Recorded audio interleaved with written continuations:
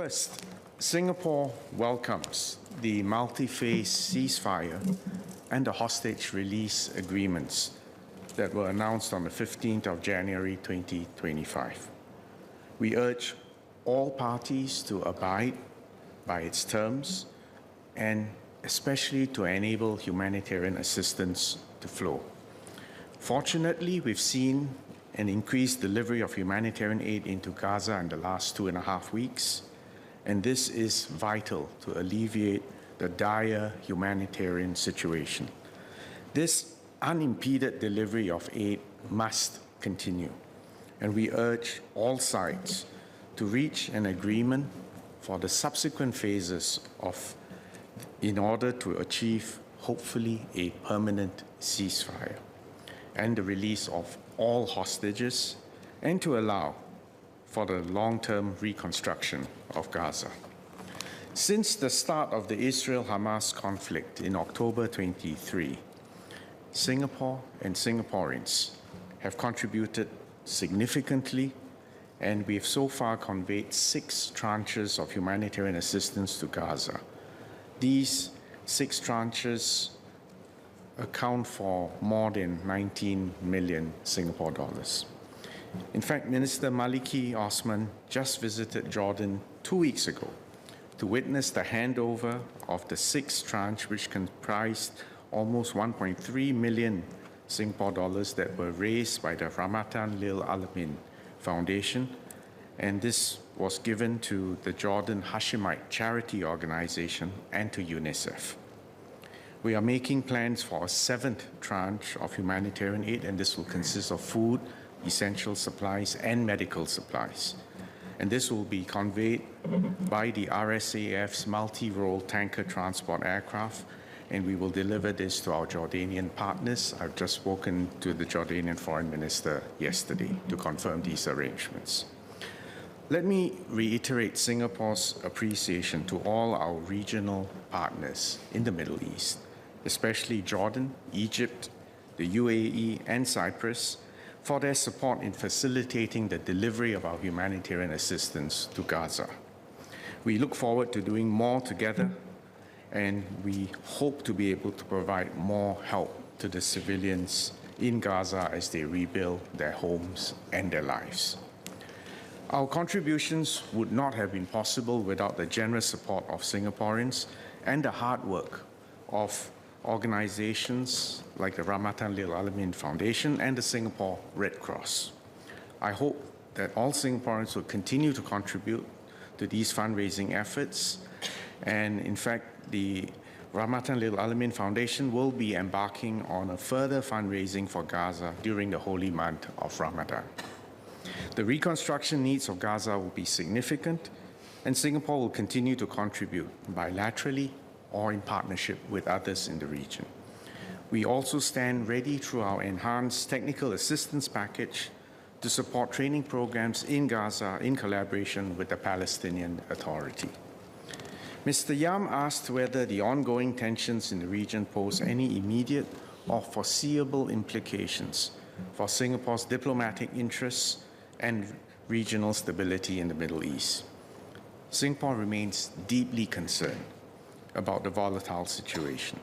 And as I stated in my previous written reply in May 24, a wider conflict will have serious implications on the safety and security of everyone, including our Singaporeans who are living in the Middle East and Singaporean companies operating in that region.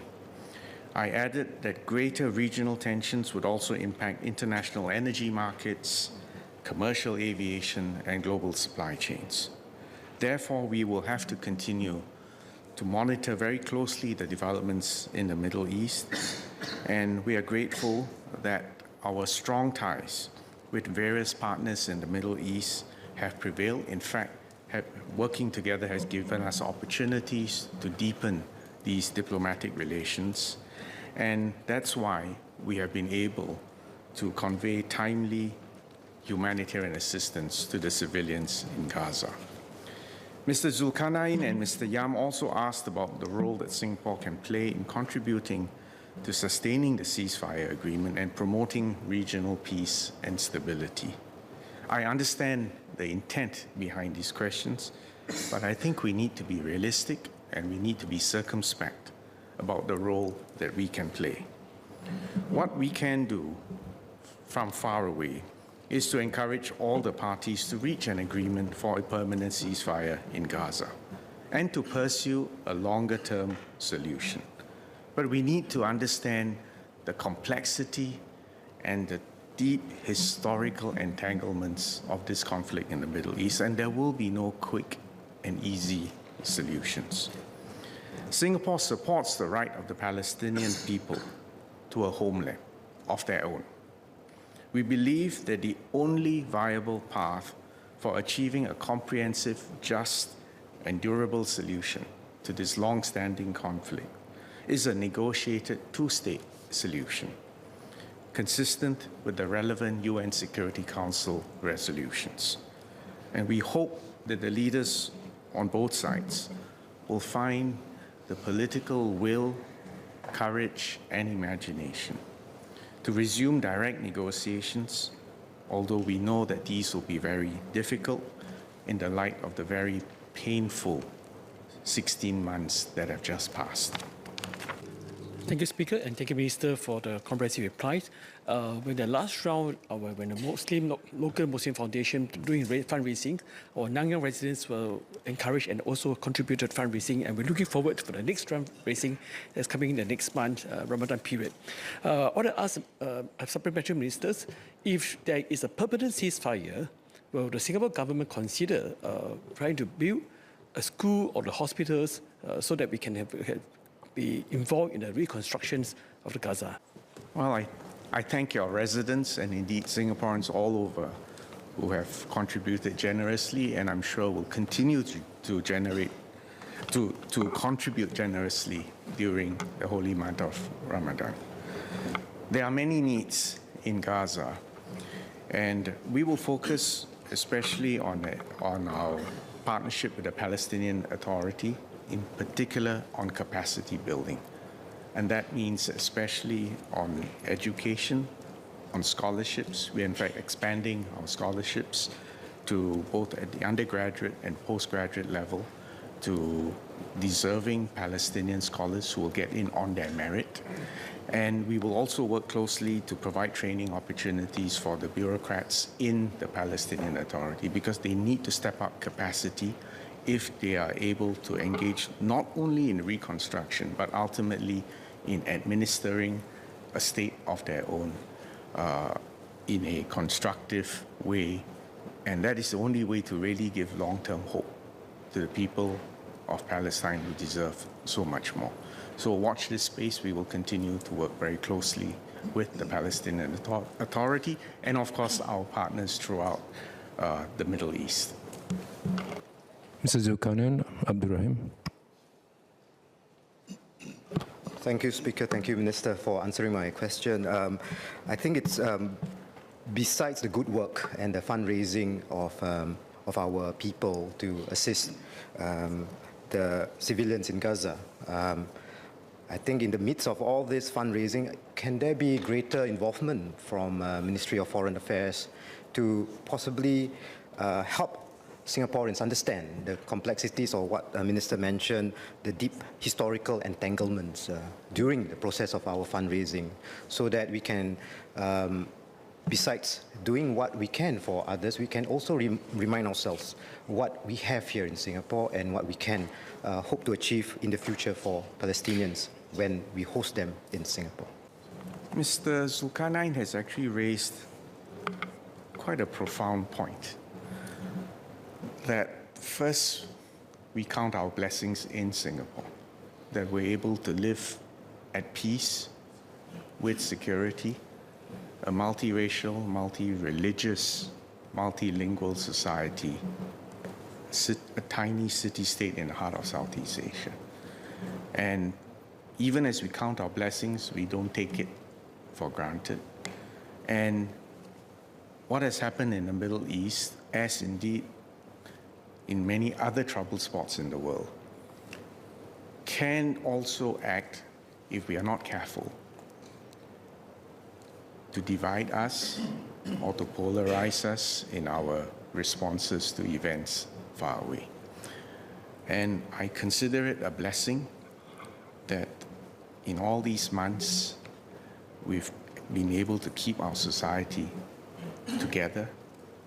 We recognize that there may be differences in resonance or in reactions to the same incident, but that has not stopped us from being united, by being cohesive, by being constructive, and in fact, being open-hearted and generous across all communities.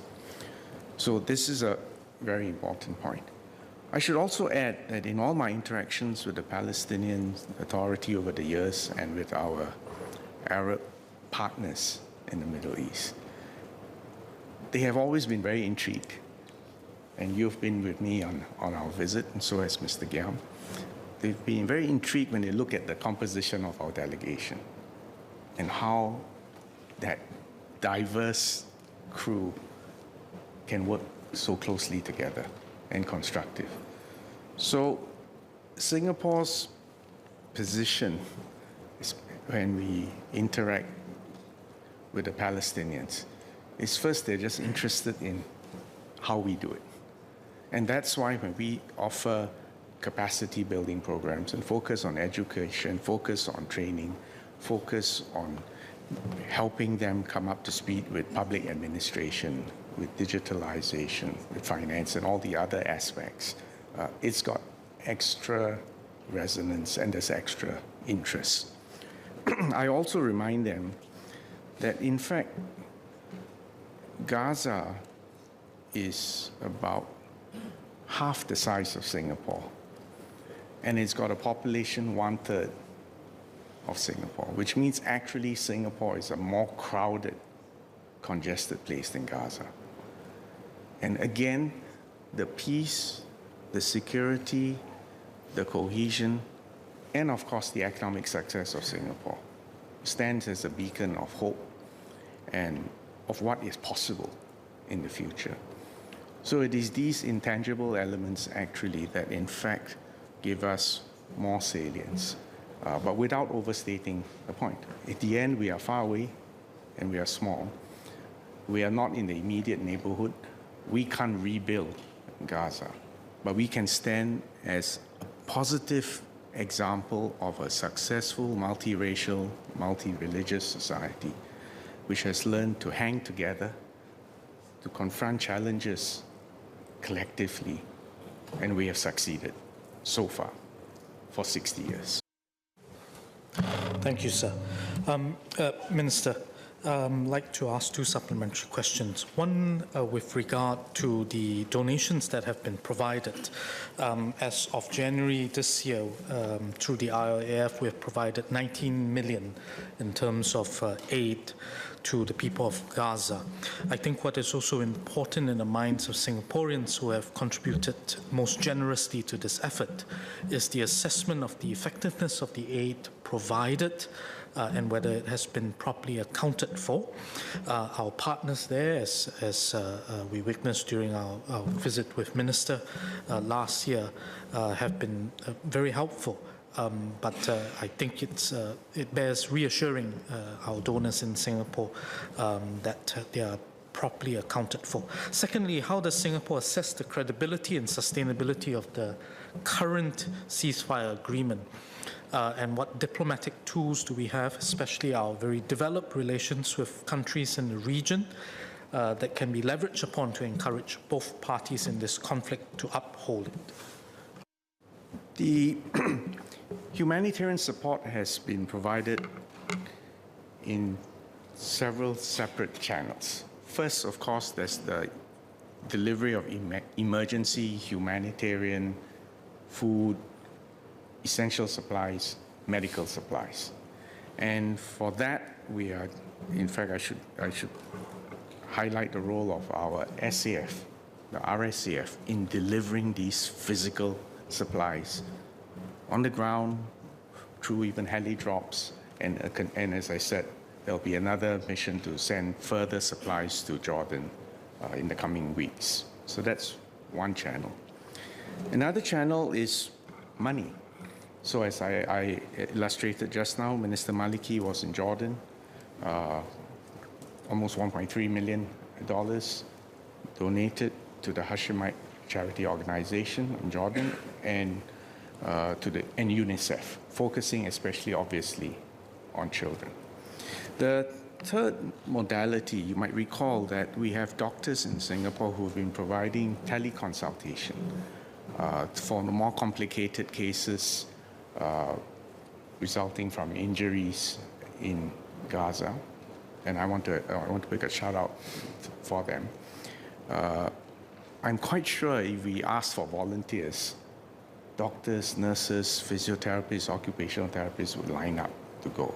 But my concern is to make sure that, that it can be done safely. So that one, I will not make any commitments at this stage. And then the fourth, as I illustrated earlier, is in our ongoing interactions with the Palestinian Authority, capacity building, education, and scholarships. So we will continue to do more of this.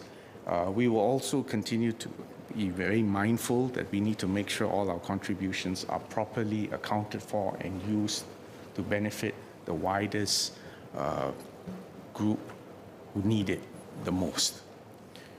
Could you share your second supplementary question again? Mr. Yam? Sorry, Mr. Speaker. To the Minister, how does Singapore assess the credibility and sustainability of the current ceasefire agreement, and what diplomatic tools do we have, especially in terms of our developed relations with countries in the region, that we can leverage upon to encourage both parties in this conflict to uphold it for the long haul? Minister? Thank you. Mr. Speaker, this is an area where we do need to be circumspect and to understand the limits of our role. What we have in place now is a multi-phase ceasefire. In fact, only the first phase has been agreed, and so far, despite initial anxieties, it seems to be progressing well. You've all seen the release of hostages, and a ceasefire continues to hold. On the point of the hostages, I should also mention the fact that I was very glad to see 5 Thai hostages. These are people completely innocent, nothing to do with the conflict there. They've been held hostage for more than a year. I was very glad to see them released as well. But having said all that, phase 2 and phase 3 are going to be very, very complicated. And it will depend, as I said earlier, on the political will, the imagination, and the courage of the leaders on all sides to actually sit down and work through those very complicated negotiations that will be needed. There is a very limited role for us here in respect of that. Both the Israelis and the Palestinians whom we have engaged know our position. We stand for peace. We stand for development. We believe the Palestinians need their own state, but we believe this can only come about through a negotiated 2-state solution. And the two parties need to meet actually directly face to face and to work out these complicated details. That's the only way you're going to get a comprehensive, just, and durable solution. But we should approach this from a position of humility and goodwill, and whatever we can contribute in our own small way, we will continue to do so. And again, as I said, let's just reflect also. This is the season we're still celebrating Chinese New Year, looking forward to Ramadan, SG60. This is also a reason for us to reflect on what we have achieved in Singapore and what to avoid, what to do more of, and how to be a relevant and constructive example to other parts of the world. I thank the Minister for his answers, and I do appreciate the Minister's answers on capacity building, support in terms of capacity building as well as education, and I do support that. I would like to ask a supplementary question. So beyond financial assistance, is there any role that Singapore can play to provide more perhaps technical assistance to help with the infrastructural reconstruction, rebuilding, for example, the homes, hospitals, schools, public utilities? Because as we can imagine, these are very dire and urgent needs on the ground at this moment. Thank you. Mr. Tan is right. There are dire needs on the ground, and there are dire infrastructural needs: housing, utilities, water, electricity, hospitals, schools. But actually, the key impediment to all this still remains a sustainable peace. And until there is an assurance of that, because it's, again, as you said, actually the limiting factor is not money. There are more than enough donors, even in the Middle East alone, who will be quite happy to contribute. But it is an assurance of peace, an assurance that there is a political solution, and that whatever is built will benefit everyone fairly and will not be destroyed again in the next paroxysm of violence.